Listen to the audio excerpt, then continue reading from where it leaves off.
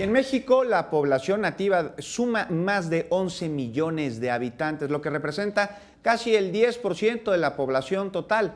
Cabe destacar que hay 68 pueblos indígenas en la República Mexicana y con motivo del Día de los Pueblos Indígenas, el Sistema de Transporte Colectivo Metro junto con la Secretaría de Desarrollo Rural y Equidad para las Comunidades presentaron un boleto conmemorativo con el fin de promover los derechos colectivos e individuales de las personas indígenas en el país. Acompáñame, esta es la información.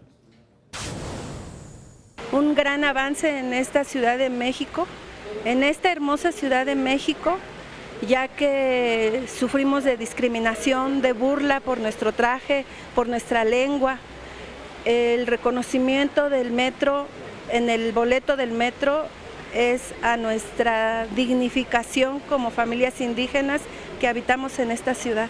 Pues es muy importante que nos hayan tomado en cuenta por primera ocasión, porque es parte de nuestros derechos como integrantes, como personas indígenas de la Ciudad de México.